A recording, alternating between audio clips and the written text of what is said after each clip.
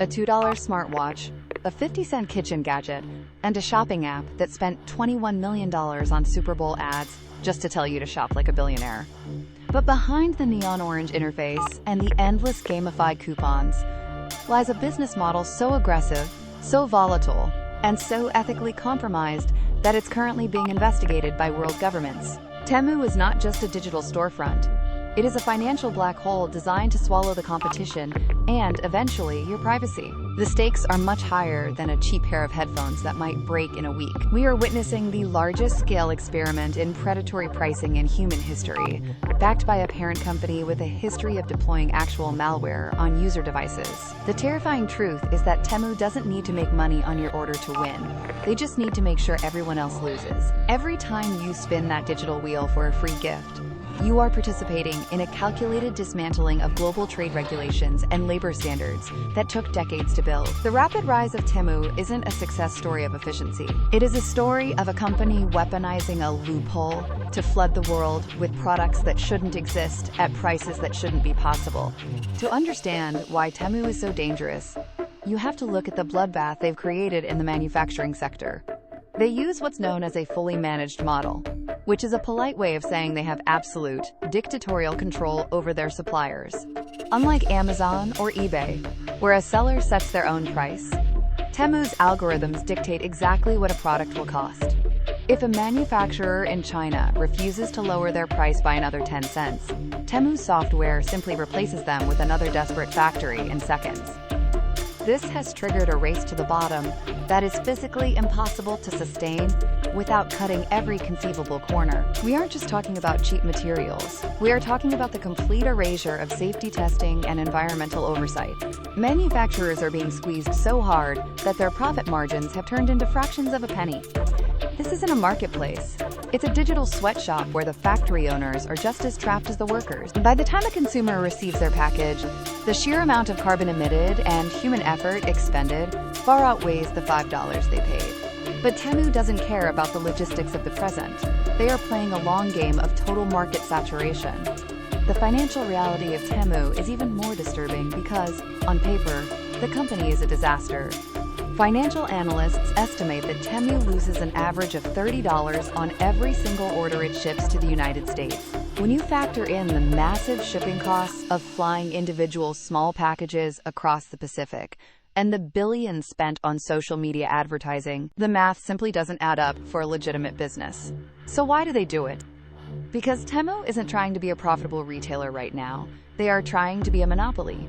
Their parent company, PDD Holdings, is using the massive profits from their domestic Chinese platform, Pinduoduo, to subsidize this global assault.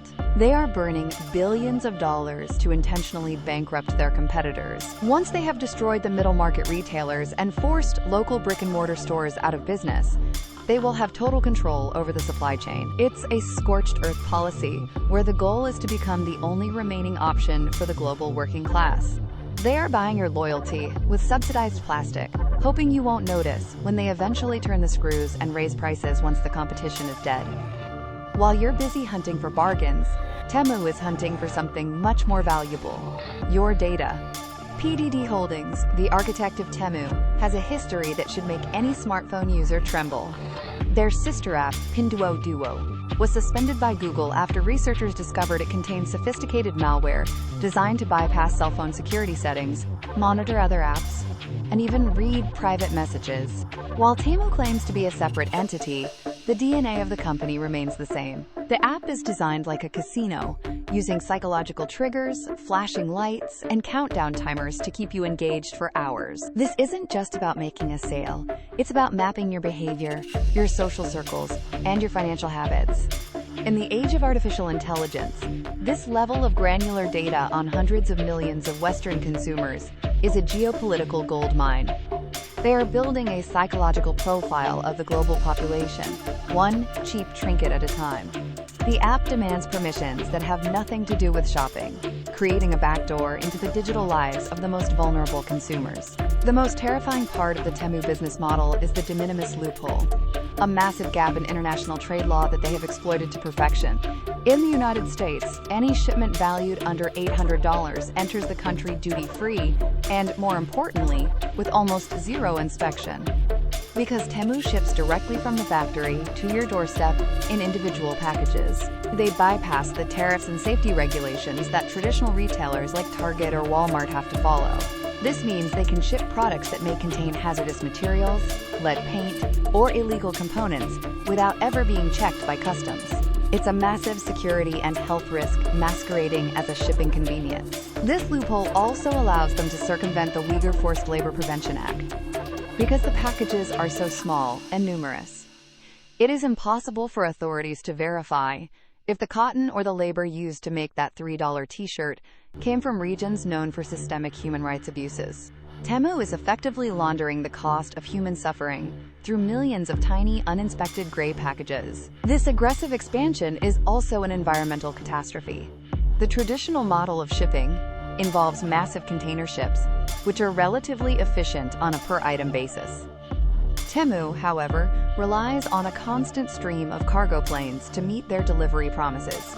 They are essentially clogging the world's airways with disposable junk. The products themselves are designed for a short lifespan, intended to be used a few times, and then thrown into a landfill, only to be replaced by the next subsidized item on the app. This is fast fashion on steroids, applied to every category of human existence.